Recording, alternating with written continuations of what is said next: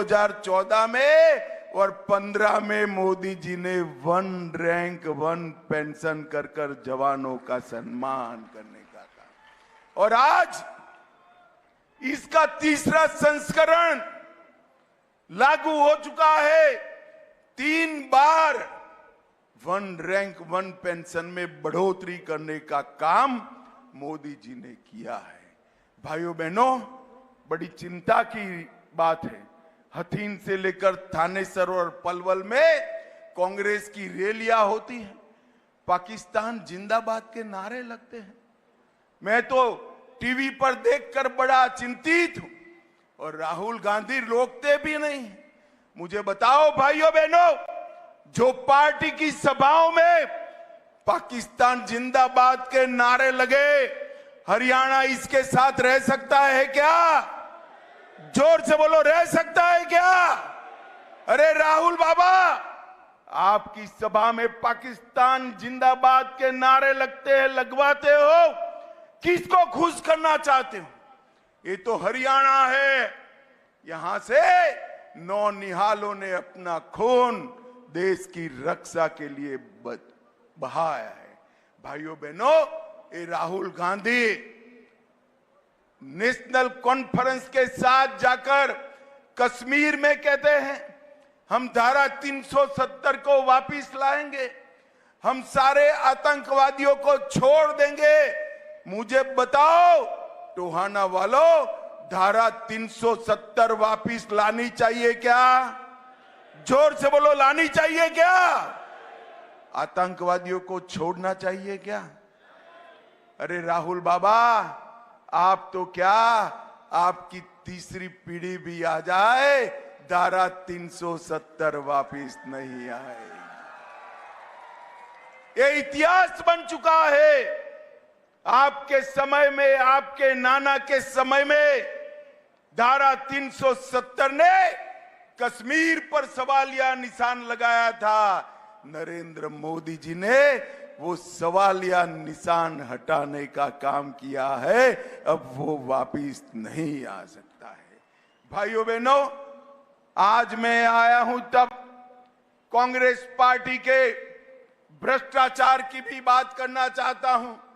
कांग्रेस की सरकारें थी, दिल्ली के दामाद को खुश करने के लिए हरियाणा की किसान की भूमि कोड़ियों के मोल दे दी और बड़े बड़े भ्रष्टाचार किए हैं। उस वक्त हुड्डा साहब की सरकार में डीलरों का दबदबा था, दामाद का दबदबा था और भ्रष्टाचारियों का दबदबा था।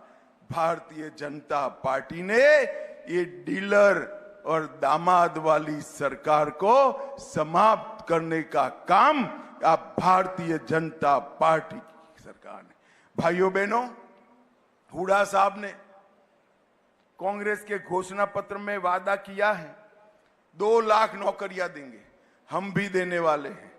परंतु हुड्डा जी, मैं कांग्रेस पार्टी के नेताओं को पूछना चाहता हूं, ये 2 लाख नौकरियां किसको दोगे भाई? जो युवा योग्य है उसको दोगे, या जो आपको खर्ची देता है, जिसके पास आपकी पर्ची है, उसको दोगे? भाइयों बहनों, कांग्रेस को जिताने का मतलब है युवाओं के पास से 20 लाख, 25 लाख, 30 लाख नौकरी के बारे में भ्रष्टाचार करना। और भाजपा को जिताने का मतलब है डाकियों को शगुन का 100 रुपया दो, आपका अपॉइंटमेंट लेटर आपके घर पर आ जाएगा, डाकिया दे जाएगा। भारतीय जनता पार्टी ने इस प्रकार से शासन चलाया है, और कांग्रेस के नेता ही कहते हैं कि बिना घपले हमारी सरकार नहीं चल सकती। भाइयों बहनों, मैं आज यहां कहना आया हूं, पंजाब से सटा हुआ क्षेत्र, हरियाणा पंजाब से सटा हुआ क्षेत्र, हम पूरा देश सिख गुरुओं पर नाच करता है। दशम पिता का सम्मान हर घर में होता है, हर घर में, हर स्कूल में दशम पिता की तस्वीर लगी है, हर घर में नानक देव महाराज की तस्वीर लगी है। और ये राहुल बाबा कहते हैं सिखों को भारत में पगड़ी पहनने की स्वतंत्रता नहीं है, सिखों को भारत में कड़ा पहनने की स्वतंत्रता नहीं है, सिखों को भारत में गुरुद्वारे में जाने की परमिशन नहीं है। राहुल बाबा कौन से भारत में जीते हो तुम? यहां तो सिख नहीं, हम सब, हमारे सिख भाई भी ले जाते हैं, हम भी जाते हैं, बड़े शान से पगड़ी डालकर गुरु ग्रंथ साहब को मत्था टेक कर आते हैं। क्या अपमानित करते हो? कहां से सीख कर आए हो? और अमेरिका में जाकर बोलते हो। मैं आज पूछना चाहता हूं टोहाना की जनता के दरबार में, हमारे सिख भाइयों का सम्मान हम सब करते हैं या नहीं करते हैं? सिख भाई सम्मान के साथ पगड़ी और कड़ा पहनकर गुरुद्वारे में जाते हैं या नहीं जाते हैं? अरे राहुल बाबा, आप क्या कहोगे? सिख पंथ के अपमान का इतिहास तो आपका रहा है। दिल्ली के दंगों में आपकी सरकार थी, हजारों सिखों का रोड पर कत्लेआम हुआ, बच्चे और माताओं को भी नहीं बख्शा। और आपके पिताजी ने कहा था बड़ा दरख्त गिरता है तो भूमि हिलती है। राहुल बाबा, अगर आपको कुछ करना है तो कोई गुरुद्वारे में पगड़ी डालकर जाओ और हमारे सिख भाइयों की माफी मांगने का काम करो, माफी मांगने का काम करो। भाइयों बहनों, हरमिंदर साहेब का अपमान हो या सरदार मनमोहन सिंह का अपमान हो, एक कांग्रेस पार्टी ने ही किया है। भाइयों बहनों, आज मैं कहने आया हूं 10 साल के भारतीय जनता पार्टी के शासन में धुआं मुक्त हरियाणा हमने बनाया है, पढ़ी लिखी पंचायतें देने का काम हमने किया है, हरियाणा बासमती चावल में देश का सबसे बड़ा निर्यातक बना है, हर 10वां जवान सेना में हरियाणा से है। और ये एमएसपी करते हैं, किसी अंग्रेज ने इनको लीक कर दे दिया है, वो एमएसपी बोलते रहते हैं। एमएसपी का फुल फॉर्म भी मालूम है? राहुल बाबा, आपकी सरकारें थी, आपने कितना एमएसपी पर खरीदी किया? चीट लेकर आ जाओ, हमारा बबली चौराहे पर आ जाएगा और हिसाब किताब आपका कर देगा। मैं गर्व के साथ कहता हूं, सबसे ज्यादा क्रॉप 24 क्रॉप देश भर में अगर एमएसपी पे कहीं खरीदे जाते हैं तो हमारे हरियाणा में खरीदे जाते हैं, हरियाणा में। और भावांतर योजना भी किसानों का कल्याण करती है, गांव में लाल डोरे को समाप्त करने वाला और मालिकाना हक देने वाला पहला राज्य मेरा हरियाणा है। पंचायतों में माताओं बहनों की 50% भागीदारी करने वाला पहला राज्य हरियाणा है। हर ग्रामीण घर में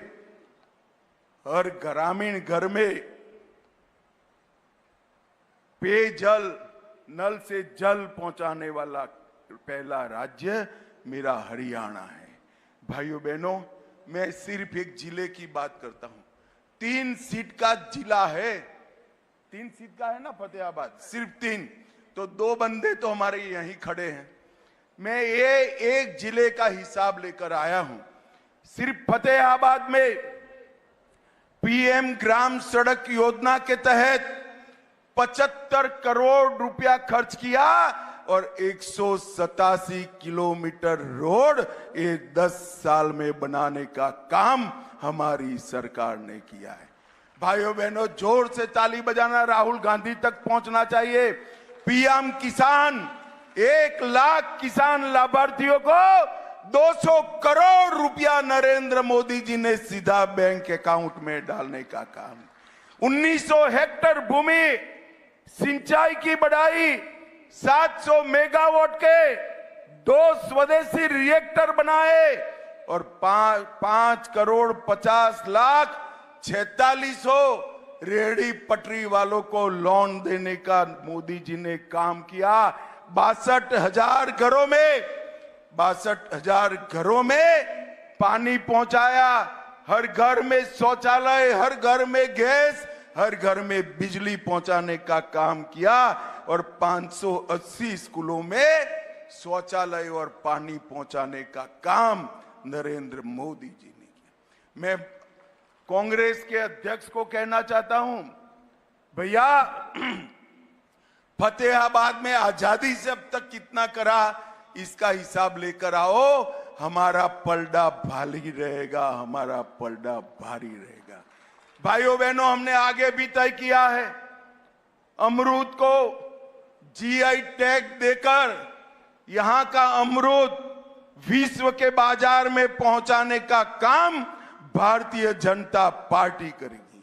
ओबीसी, एससी और ईडब्ल्यूएस छात्रों के लिए मुफ्त कोचिंग आवास यहां उपस्थित कराएंगे। एक और नया मेडिकल कॉलेज खोलेंगे। विश्वकर्मा महाविद्यालय स्किलिंग के लिए चालू करेंगे। 100 बस्तर वाले अस्पताल को 200 बस्तर का करेंगे और इसके साथ साथ आबादी के हिसाब से एक बहुत बड़ा आधुनिक सभागार भी बनाएंगे, ओलंपिक की नर्सरी भी बनाएंगे। भाइयों बहनों, हमने कुछ वादे किए हैं। माताएं बहनें इतना बड़ा ब्लॉक भरकर बैठी हैं। मोदी जी ने तय किया है कि चुनाव के बाद हर माह, हर माता बहन के अकाउंट में 2100 रुपये का चेक आपके यहां भेज दिया जाएगा। हमने तय किया है 500 रुपये में गैस का सिलेंडर मिलेगा, दाम कितने भी हो, हरियाणा की माताओं को 500 रुपया ही देना है। आईएमटी खरखोदा की तर्ज पर आधुनिक शहर फतेहाबाद में भी बनाएंगे और अब तक मोदी जी 5 लाख का इलाज का खर्च देते हैं, हर परिवार को अब 10 लाख तक कोड़ी पाई भी नहीं देनी है। सुनिए सुनिए, ताली मत बजा दीजिए। 10 लाख तक पूरे परिवार को, और घर में बुजुर्ग है तो 15 लाख तक का पूरा खर्चा भारतीय जनता पार्टी की सरकार उठाए। 24 फसलों को एमएसपी पर संपूर्ण रूप से खरीदा जाएगा। 2 लाख युवाओं को सरकारी नौकरी, 5 लाख युवाओं के लिए रोजगार का अवसर और प्रमोशन योजना से मासिक स्टाइपेंड देने का काम करेंगे। 5 लाख गरीबों के घर बनाएंगे। हर व्यक्ति का डायलिसिस और डायग्नोसिस मुफ्त किया जाएगा। हर जिले में ओलंपिक की नर्सरी बनाएंगे और अव्वल बालिका योजना हेठर तहत प्रत्येक छात्रा जो कॉलेज जाती है इसको स्कूटर देने का काम भी भारतीय जनता पार्टी की सरकार करेगी। ये अग्निवीर के लिए युवाओं को राहुल बाबा गुमराह कर रहे हैं। टोहाना वालों, मैं बात का पक्का हूं, मैं आपके बीच में कहकर जाता हूं, एक भी अग्निवीर बाकी नहीं रहेगा। हरियाणा के हर अग्निवीर को पेंशन वाली नौकरी देने का काम हरियाणा और भारत सरकार करेगी। केएमपी के तौर पर नई वंदे भारत ट्रेन चलाएंगे। हम मेडिकल और इंजीनियरिंग पढ़ने वाले ओबीसी और एससी छात्रों को 25 लाख के लोन की गारंटी हरियाणा सरकार अब उठा लेगी। भाइयों बहनों, मैं आज आपको करबद्ध विनंती करने आया हूं। ये चुनाव